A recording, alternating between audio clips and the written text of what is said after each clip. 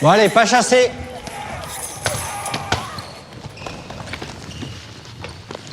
Tu regardes quoi là? C'est une série, c'est à mon frère. Oh là là, c'est gore. Moins de 16 ans quand même. Tu sais, moi j'ai beau savoir que c'est des effets spéciaux, ça me fait bien flipper. Ah bon? Ah ouais. Pas toi? Ouais, c'est chaud. Les images violentes, on doit les éviter, sinon il faut en parler. Vas-y, raconte. Face aux écrans, soyons vigilants. Retrouvez-nous sur jeunepublic.csa.fr.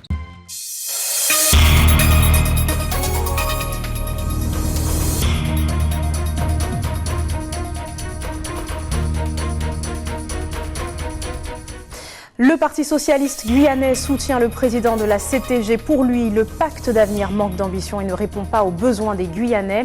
Les militants du PSG estiment que Rodolphe Alexandre a eu raison de refuser de signer. Nous entendrons le secrétaire général dans quelques instants. Une start-up de livraison dans la restauration. La jeune entreprise de deux Guyanais fait ses preuves depuis bientôt 6 mois. Un marché jusque-là inexploré sur le territoire. Nous les avons rencontrés. Et puis 3 associations de cuisiniers martiniquais ont décidé d'alléger la balance lors des chantés Noël. Ils ont proposé une action quantique diététique, concept nouveau à découvrir dans quelques instants. Mesdames et messieurs, bonsoir. Le Parti socialiste guyanais approuve donc la position du président de la CTG. Pour ses militants, le pacte d'avenir présenté par le gouvernement manque d'ambition. Il faut plus de moyens pour mener à bien les projets dans le territoire. Le PSG estime que Rodolphe Alexandre a eu raison de ne pas l'avoir signé. Le secrétaire général du parti a répondu aux questions de Karoun Alcide. La position qui consiste à demander à l'État de donner des moyens qui soient à la hauteur des enjeux, oui. Parce que nous avons une population, nous avons des jeunes, une population qui grandit de manière exponentielle. Nous avons des besoins qui sont énormes et aujourd'hui, il faut que le pacte puisse répondre à ces attentes. On ne peut pas aller en sachant que demain, nous serons dans une situation encore pire que celle d'aujourd'hui. On voit la situation, on voit la délinquance qui se développe, on voit la promiscuité des familles avec des ménages qui sont de plus en plus pauvres. Et donc aujourd'hui, il faut qu'on puisse répondre et apporter aux Guyanais les éléments qui leur permettent d'assurer leur avenir. On ne peut pas être dans une position de partisane et autre. Là, il s'agit de la Guyane. Mais il est clair que je voudrais quand même rappeler que nous avions, le Parti socialiste guyanais a toujours été en faveur d'une évolution institutionnelle.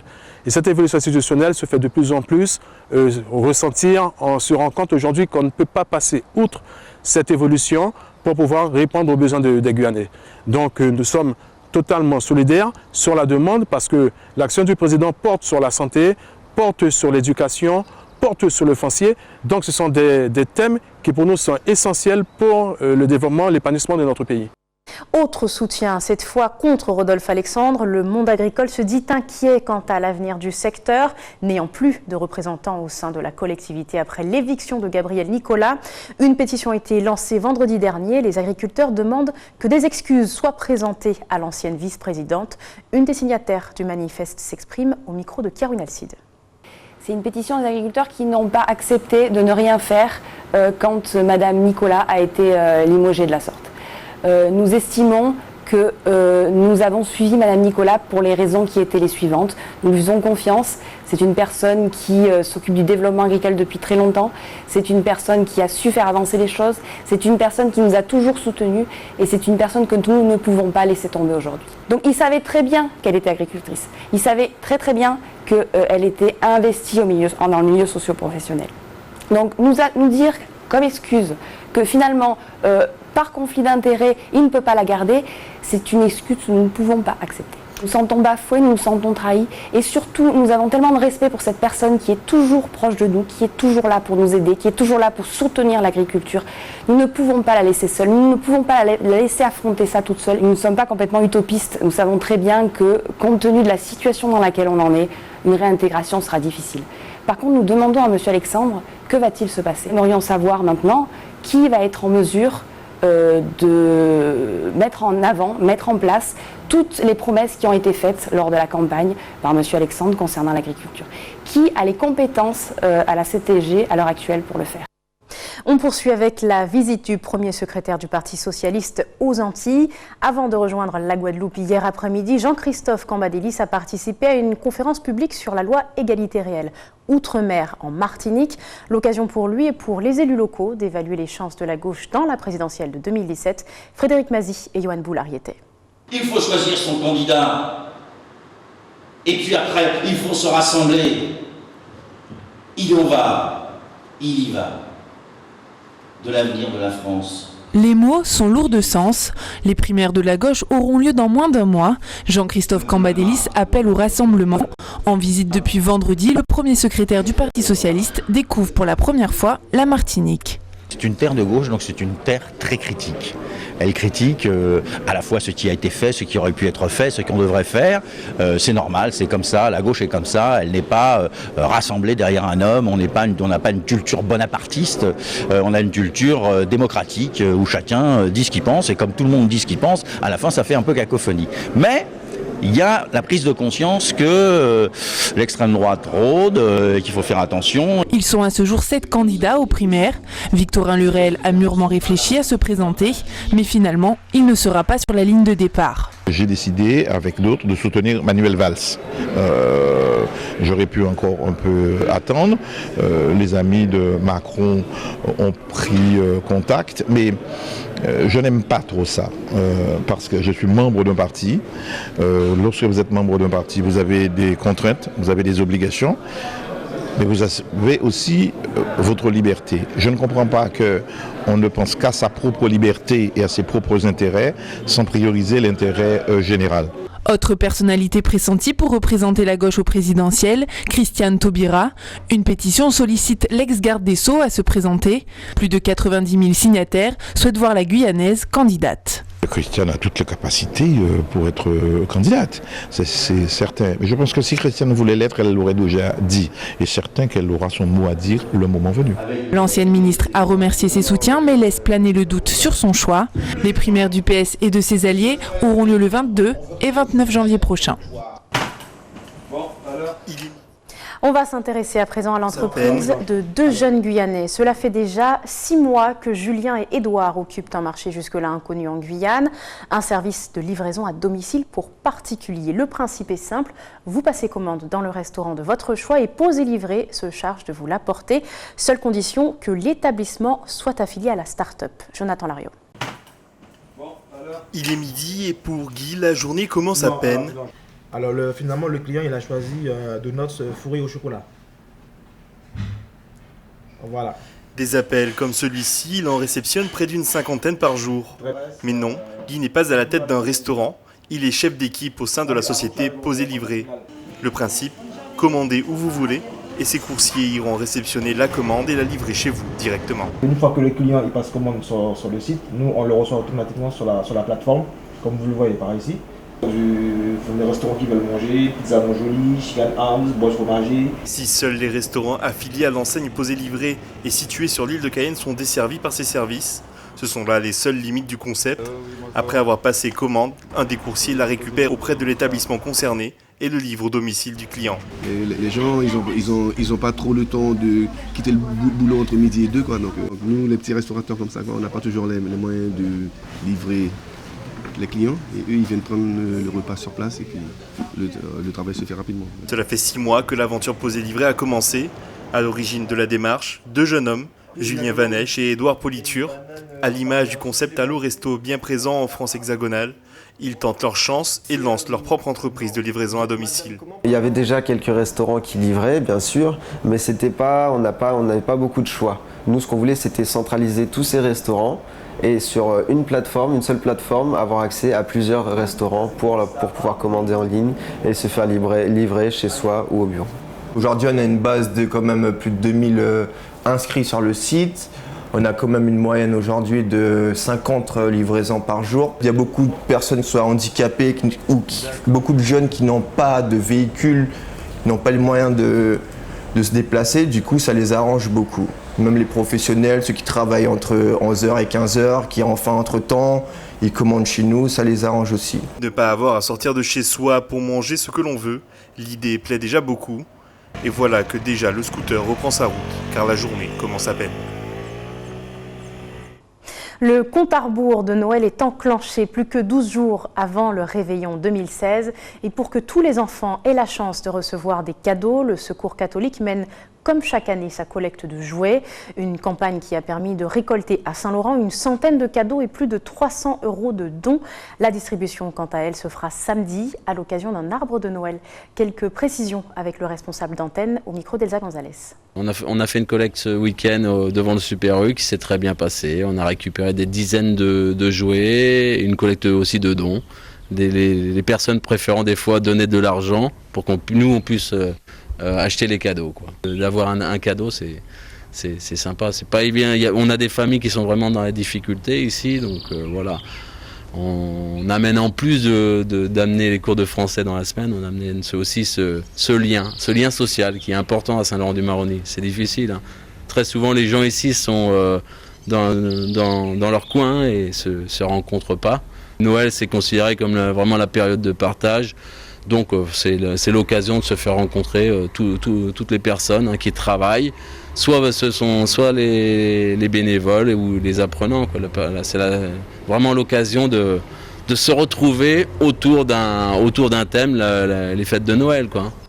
Et les chantés Noël se poursuivent partout dans la région, des moments festifs et conviviaux qui vont de pair avec les douceurs créoles propres à la période, d'où l'idée portée par 3 associations de cuisiniers martiniquais. Ils ont décidé d'alléger la balance avec un chanté Noël diététique, mais non moins savoureux. Yoann Boulard et Frédéric Mazy semblent s'être régalés pour nous.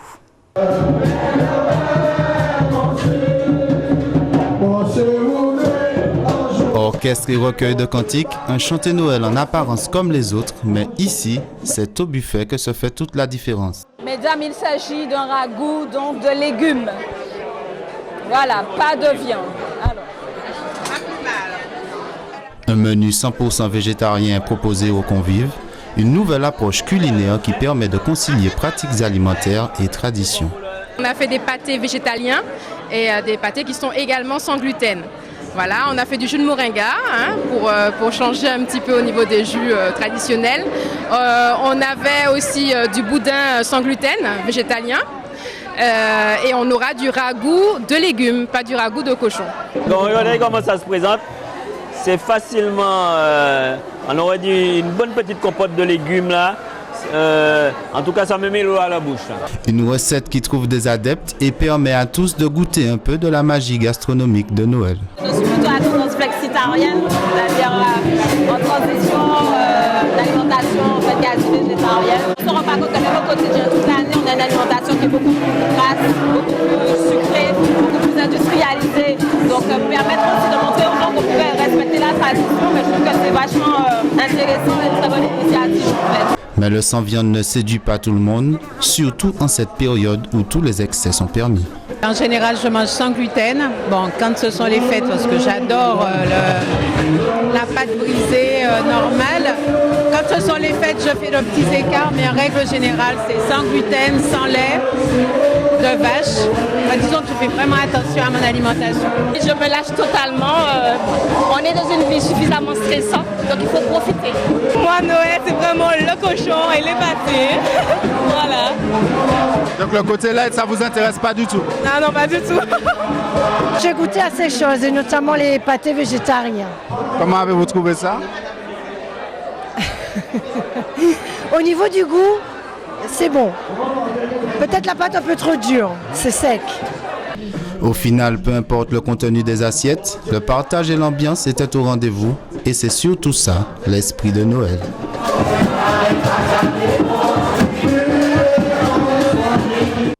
Après le chanté Noël, voici le marché de Noël en Guadeloupe cette fois. La ville du Lamentin a lancé le sien vendredi après-midi.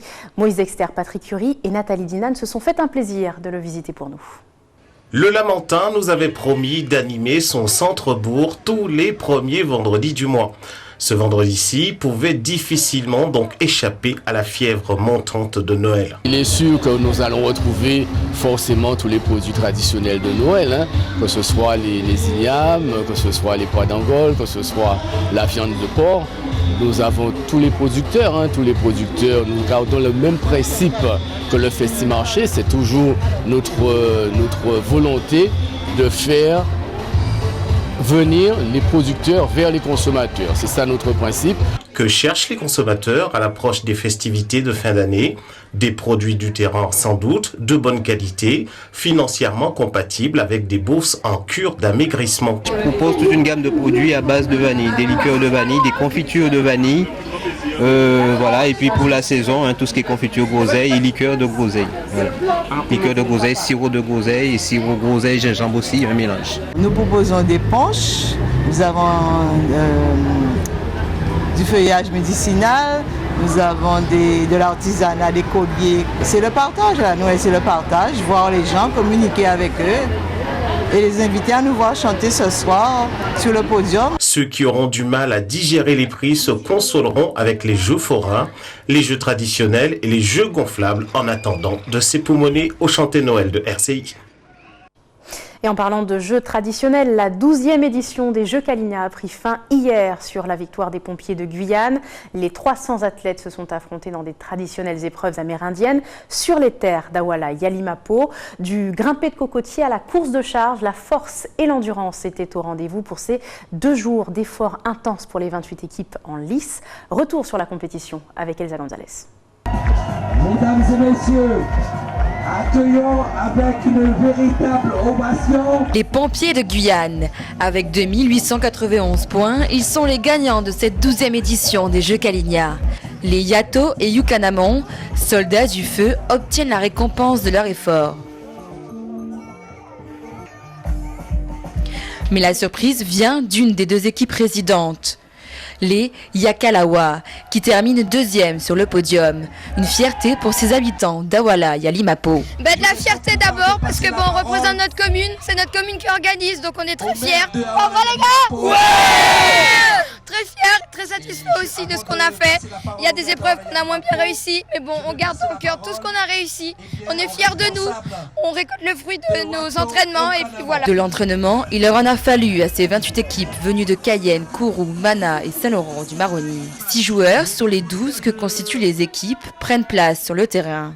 Les pompiers, déjà en tête sur le classement général, semblent sereins. Cette année, on est juste venu participer. Comme d'habitude. Et les aléas font qu'on se retrouve bien classé, mais on n'est pas intéressé par la première place. Mais on attend pour voir les séries pour la partie finale, phase finale pour le tiré de corde. Une manifestation comme celle-ci représente un challenge économique et une fierté pour la commune d'Awala Yalimapo. Ça rapporte d'une part de la fierté de pouvoir accueillir une telle manifestation qui a un caractère régional aujourd'hui, voire international, avec des invités régulièrement soit du Suriname, soit du Brésil ou d'ailleurs. Et donc évidemment de la fierté avant tout, mais aussi il y a un impact économique lié à une telle manifestation parce que ça permet à l'ensemble des acteurs économiques de la petite commune que nous sommes, mais aussi à nos voisins sur Mana, sur Saint-Laurent-du-Maroni, d'être impactés économiquement par ce genre de manifestations. Issus des pratiques traditionnelles Kalinia, ces jeux sont un véritable patrimoine culturel.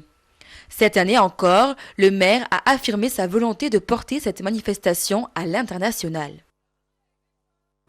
C'est la fin de votre journal. Je vous rappelle les principaux titres développés ce soir. Le Parti socialiste guyanais soutient le président de la CTG. Pour lui, le pacte d'avenir manque d'ambition et ne répond pas aux besoins des Guyanais. Les militants du PSG estiment que Rodolphe Alexandre a eu raison de refuser de le signer. Une start-up de livraison dans la restauration. La jeune entreprise de 2 Guyanais fait ses preuves depuis bientôt 6 mois. Un marché jusque-là inexploré sur le territoire. Nous les avons rencontrés. Enfin, 3 associations de cuisiniers martiniquais ont décidé d'alléger la balance lors des chantés Noël. Ils ont proposé une action quantique avec un buffet diététique, concept nouveau au succès quelque peu mitigé. Merci de nous avoir suivis. Dans un instant, le journal de TF1, puis vos programmes qui se poursuivent sur votre antenne ATV Guyane. Très bonne soirée à vous. Rendez-vous demain, même heure.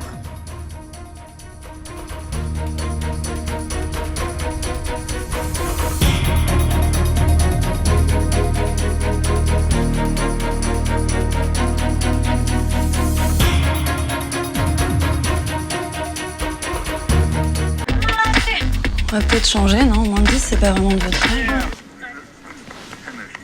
Ça vous a pas paru un petit peu bizarre, le garçon qui embrassait toutes les filles, là? On avait pas mal de copines, Ouais, tu te laisserais, toi, attraper par les cheveux comme il faisait? Bah non, jamais de la vie. Puis je sais pas, tous les garçons qui applaudissent autour, c'est franchement au secours. Les images choquantes, on doit les éviter, sinon il faut en parler. Pourquoi à ton Face aux écrans, soyons vigilants. Retrouvez-nous sur jeunepublic.csa.fr.